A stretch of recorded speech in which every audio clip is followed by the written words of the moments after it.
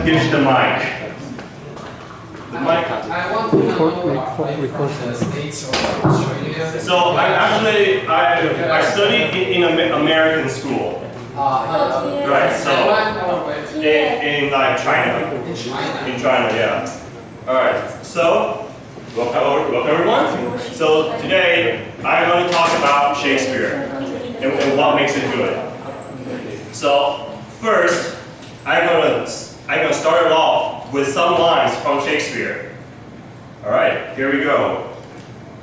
This story shall the good man teach his son, and Crispian shall never go by from this day to the ending of the world. But we in it shall be remembered. We few, we happy few, we band of brothers. For he today that sheds his blood with me shall be my brother. So that's the line. That's the line being delivered here. So this is how we're going to start with the fact that we're all here and the brotherhood and sisterhood of all of us are together. So, okay. There was a mistake. Technical errors. So we're going to start off here with a crash course on what makes Shakespeare sound so good. So the whole idea is that there is a rhythm to his words. And as you can see here, so in English, most poetry are done syllables by syllables. So there are some syllables that sound really soft, and there are some that sound really strong. So this line is the first line of what I just did. This story shall a good man teach his son. So anything that's in blue here, those are weak syllables. They do not sound strong. And anything in red and capital, those are strong. Those are the strong syllables. So you can see that there is a wave going on. A weak followed by strong, and so on. So this idea overall is called the iambic pentameter. So it sounds like a mouthful. Yes. So what does it actually mean? So we're going to start off with the pentameter. The pentameter just means that there are 5 stressed syllables in this line. So that's the stole from story, shall, good, teach, son. And then the iambic refers to the fact that refers to the pattern in which the stressed and unstressed syllables follow each other. So here you can see it's the unstressed followed by the stress. So it follows like a wave. Now there are different names for these different patterns of stressed and unstressed syllables, but that's not really all that matters to us. So as you can see, Shakespeare uses, there's a minor problem, but that's okay. So Shakespeare uses a lot of these iambic pentameters in his lines. So when he speaks, there's a flow. There's a flow to it. In fact, a lot of people who do rap music, they will actually sometimes recognize some of these flows, and some rap musicians actually do get inspired by Shakespeare for this. So, but as you can see, some lines sometimes you cannot have all these words that go in this pattern. So sometimes he'll change the words in order to make it work. So sometimes he will slur the words together, kind of try to make them one syllable instead of having them 2 syllable. So here, shall never go by. Shall never. So never gets slurred into never. Shall never go by. So, or he'll actually try to make another syllable out of that word. So, for example, damned, it becomes damned. Damned. So you can see how it goes from one syllable to two syllables. And in one of the lines, so in one of the lines there is this inserting of another syllable happening. So remembered becomes remembered. To give that extra syllable in order to complete the iambic pentameter. So, enough talking from me. We're going to have some fun here with Shakespearean insults. Don't worry, you will not swear at anyone. These are not really that offensive. So, there are papers that I've given out to you, and they got 3 columns on it. So, all that you have to do, circle one thing from each column.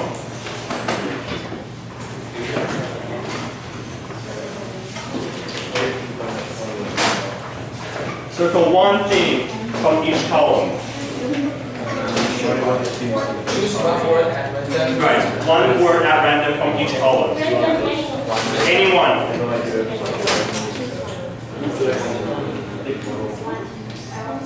Newly formed insults a little. So the formula is this. Thou, blah, blah, blah, blah, blah, blah. Thou, okay. Right, thou. It's a really old form of saying you, basically. Thou, blah, blah, blah, blah, blah, blah. Alright, so you want to practice this, because we're going to use it.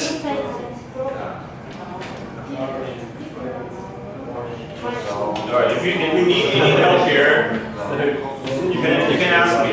Okay. Alright. Without agent or case.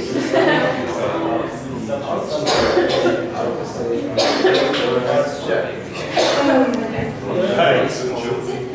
Let's see how we're doing here. Okay, table 1 and 4. You'll be the black tables. So any lines that come to you that are in black, you'll be saying them. And so this is kind of like karaoke now with the duets. You know how they have different colors? Yeah. All right. And 2 and 3, you will be the red. So any lines that are in red will be yours. So we shall set the scene. Romeo and Juliet. Act 1, scene 1.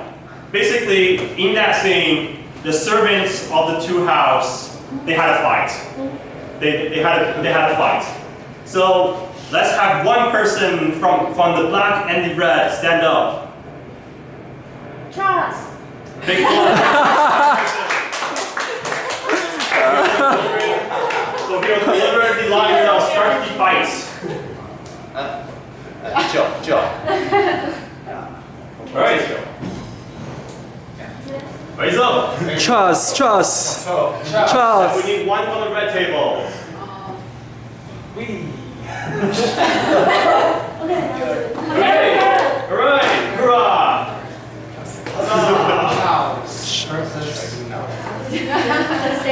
Just stand there.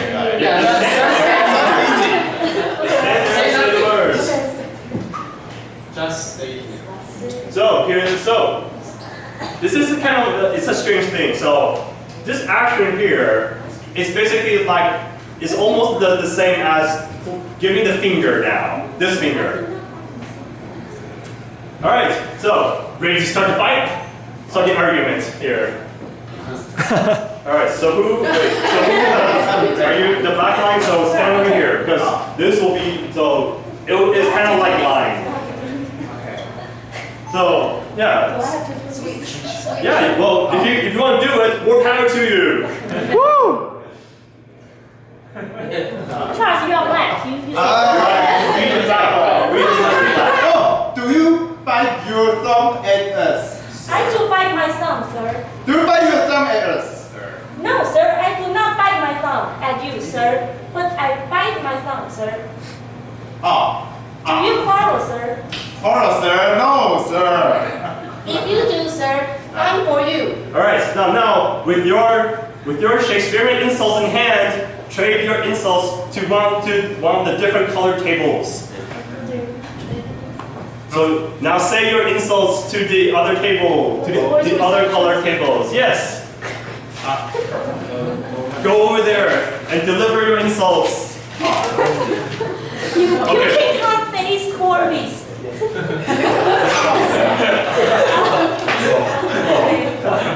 No, conquered. All right. Great, you two. Take a seat. Now the other people. We gotta go through more insults than that. Just rise up and yell it. It will totally be great to stand up and yell your insults. No recording. Already.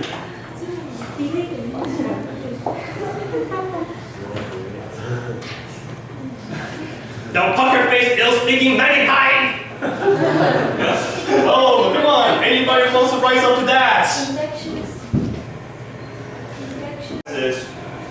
So for the first one, it's still going to be the red and black. Oh, okay. So we're going to do this one. So this line is from Othello. Basically, right. So basically, it is about the general who killed his wife because he got jealous after the villain incites jealousy in him. So this part that we're going to go through here is the villain Iago trying to make Othello, the main character, really jealous. But he does it in a really strange way. All right. So I'm gonna have to take another person from the black table. So from these two tables, take one person. And from the red, pick another person.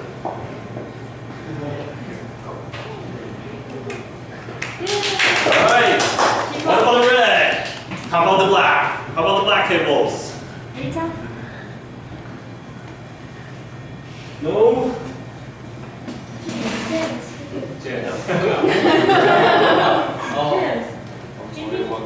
Jimmy, young guy. Alright, so this is a line that's delivered by one person. So try to sound like one person. Alright, here we go.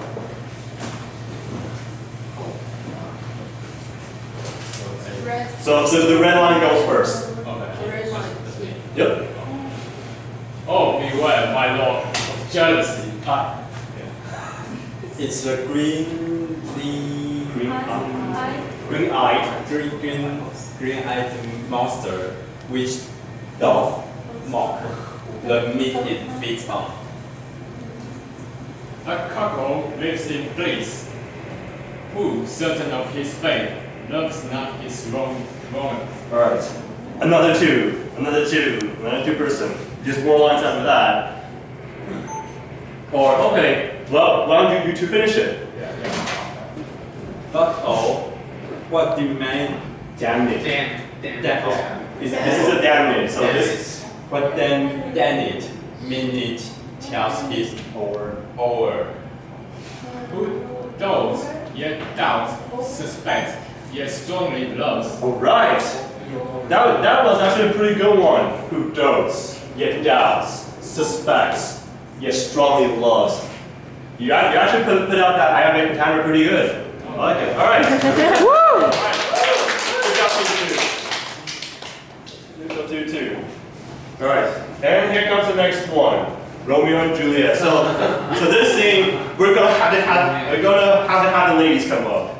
So this scene is basically Juliet thinking about the fact that, so this is after Juliet learns that Romeo is from a family that her family hates. So let's have, again, black and red, we're gonna have the ladies come up. Rita. And by the way, it's okay to be really cheesy. It's okay to be really, okay, I'm going to break the rule and say go shit here. it's okay to negotiate here because basically Shakespeare, because they don't have TVs or movies back then, Shakespeare is soap opera to the people back in the time. So it's okay to be cheesy. So all right. So we're gonna have two ladies come up here and deliver this. Two ladies. Two ladies. Yeah, two ladies. Two ladies. Once again. Yeah. This is what lady eat like. Die. My name, that is my, and the art, Mm-hmm. so now, okay. Montague. Yes, Montague. Okay. What's Montague? It is no hand, no foot, nor arms, nor chest, nor face, nor any other part belonging to a man, be some other name. What's in a name? That which we call a rose, but any other name would smell as sweet. So Romeo would, were he not Romeo could, retain that dear perfection which he owes, without that title.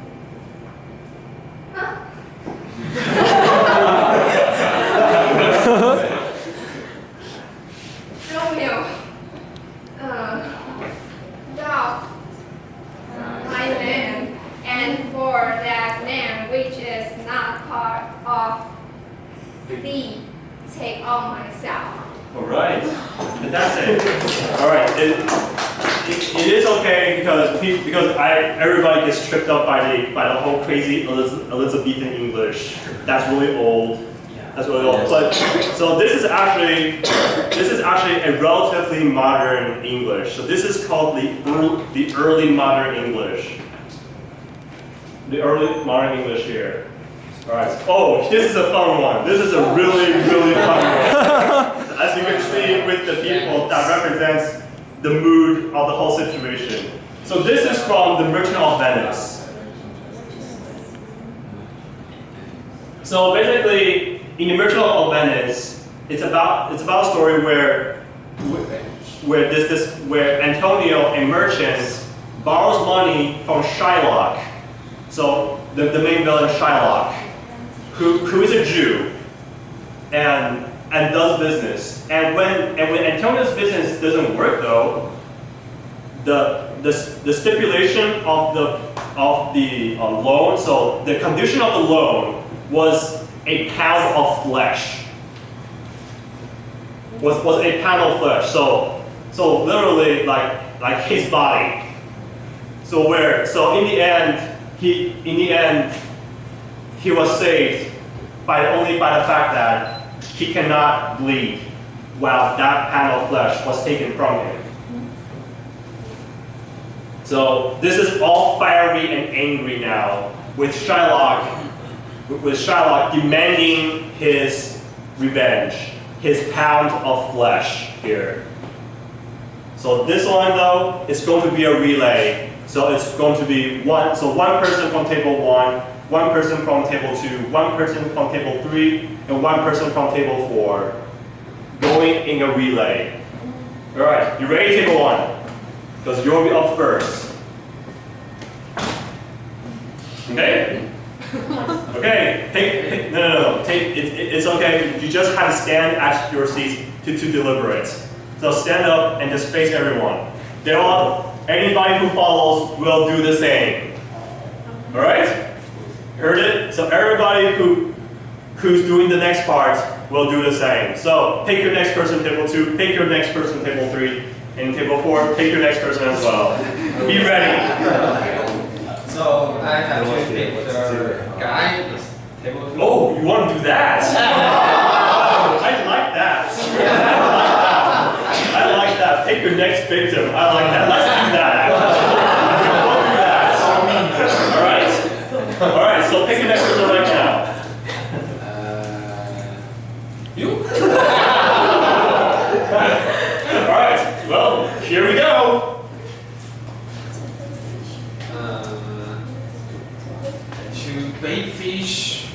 So, if he will feed nothing else, you will feed my revenge. He hath disgraced me and hindered me half a million. All right, not bad. Okay, next person. Next person, come. Next person, let's do it. Let's have more emotion, more rage. Ah! No, you want to do the same sentence with more rage? That would be wonderful, actually. All right, well, let's move on to the next line. Love and my losses, market and my gains, scored my nation, thwarted my bargains, courted my friends, hitting my enemies. And what is its reason? I'm a Jew. Next person, choose your next victim.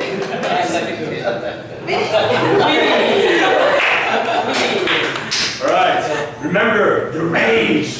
The rage. Has not a Jew eyes, has not a Jew hands, organs, dimensions, senses, affections, patience. Bear with the same fruit, purge with the same weakness. Pick your next person. That was not bad, by the way. Joe. All right.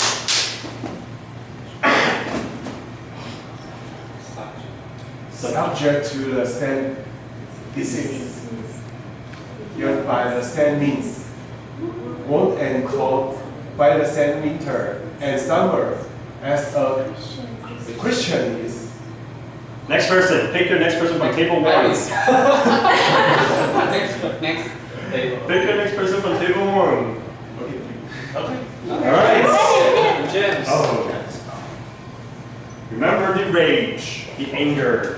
If you pick us, do we not bring? If you take us, do we not love? If you poison us, do we not die? And if you wash, shall we not revenge? Will we unlike you in the breast? We will resemble you in that. Oh my gosh, that's pretty good. That actually sounds pretty close. You sound pretty close to Robert De Niro. Really, because Robert De Niro, Robert De Niro actually done a Merchant of Venice movie before. That sounds a lot like it. I like that. Age makes a difference here. All right, pick someone on table 2. If a Jew wrong a Christian, what is his humility? Revenge. If a Christian wrong a Jew, what should his sufferance be by Christian example? Why? Revenge.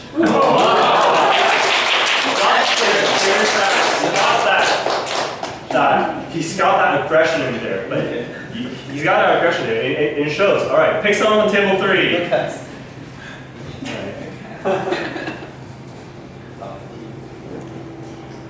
Valiantly you teach me, I will execute, and it shall go hard, but I will better the instruction. Nice. So this is your Shakespearean version of 加倍奉还. Yes. So that's a sentence what was up there.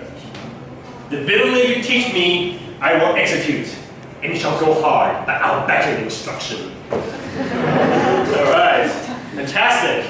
Give applause to everyone to yourselves. These lines are not easy, trust me. So now we're going to do another fun one here. So this is the scene when Romeo meets Juliet from Romeo and Juliet. So basically, what happens is Romeo is all down because he got dumped by another girl, basically. So another girl that didn't like him, and his friends were like, you know what? The other family, the family that you guys are hating, is having a party. You should go and check it out. It'll be fun because we're going to the party that the opposite family, that the family that your family is hating is having. Go and crash their party. So he goes to the party and he meets Juliet, and Romeo meets Juliet. Let's see, how should we do this here? We're going to need a lady and a gentleman.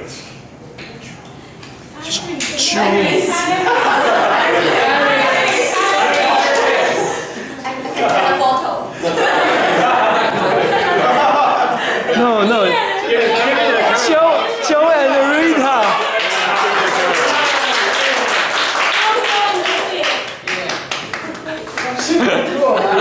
Yes, that is the question. Really? Let's do this then. Alright, so lines from Romeo are in black, and so this is the slurring that I've been talking about. So just a quick thing. So unworthiest. So just slur the word worthy together. Unworthiest. And that's it. Alright. Begin. I profane with my unworthiest hand this holy shrine. The gentle fire is this. My lips, two blushing pilgrims, ready stand, too smooth that roof touch with a tender kiss. Good Philippine, you do wrong, you hate too much, which mannerly devotion shows in this. For saints have hands and pilgrims hands to touch, and prompt to pound holy hammer's kiss. Have not saints lips, and holy palmers too. I told you, listen, they must use in prayer. Oh then, dear Sam, let lips do what hands do. They pray, grant thou, lest faith turn to despair. Saints do not move, though grant for prayer sakes. Then move not, while my prayers effect I take. Thus from my lips by yours, my sin is purged. They have my lips in a sin, that they have to. Sing from the lips, O thrapers sweetly urge. Give me my sin again. You kiss by the book. Alright. That was really good. Thank you, Ian and Aaron. Alright, so. Easy to figure out something. There are actually kissing in this scene. There's actually kissing in this scene. So this one is an extension of the iambic pentameter here, because they're starting to have rhymes. So they're starting to have yarin in the lines now. So we shall start here. So just look at the last words of each sentence. Hand. Now what words does hand rhyme with? It's just stand. Alright, stand. This kiss. Oh, somebody's on it. Yeah. Fantastic. Alright, so in this case here, there is a pattern to the rhyme. So this is called a rhyme scheme. And the rhyme scheme here is A, B, A, B. I think this was a C. Yeah, C, A, C, A. And then, alright. And then two pair. So there are three like four. So there are three four-liners.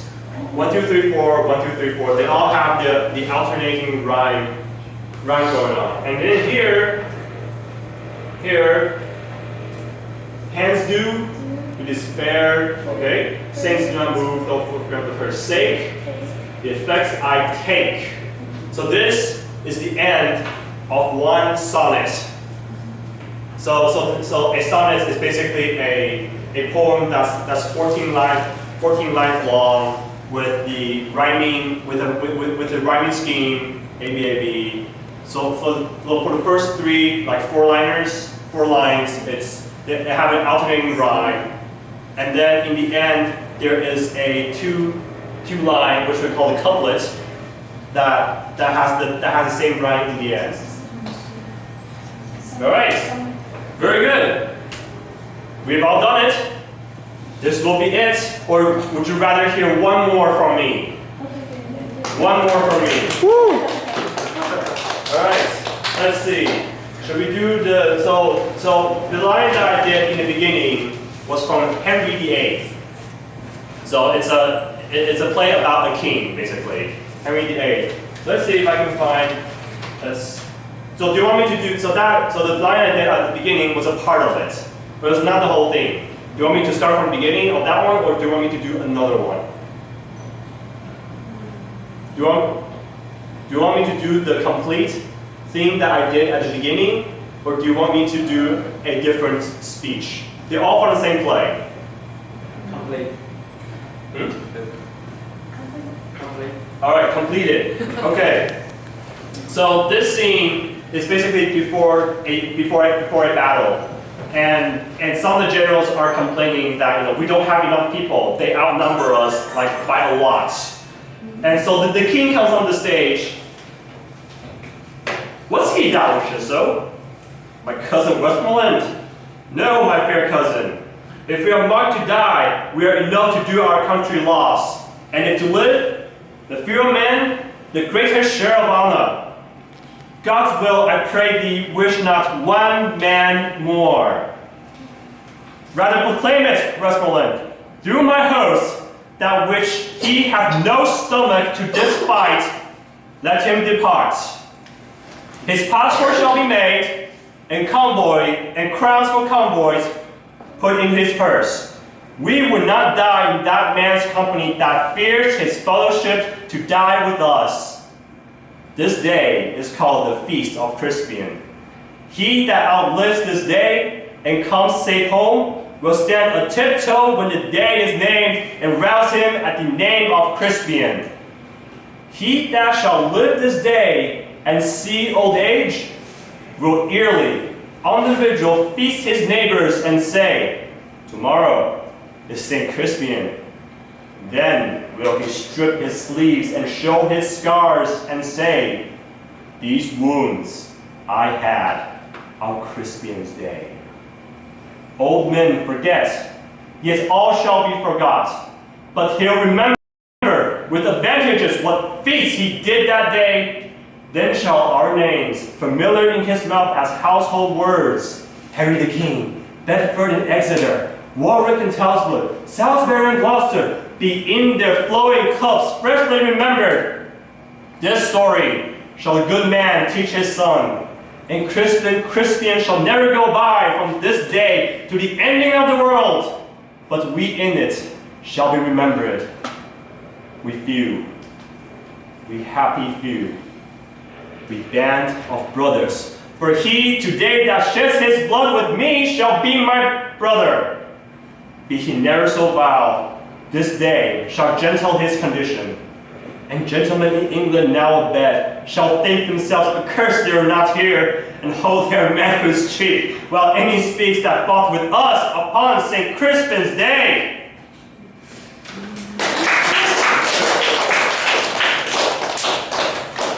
Okay, thank you, Devry. This will be it. Woo! Thank you. Applause for everyone, not just to me, but to everyone here, as you all did well today. Thank you.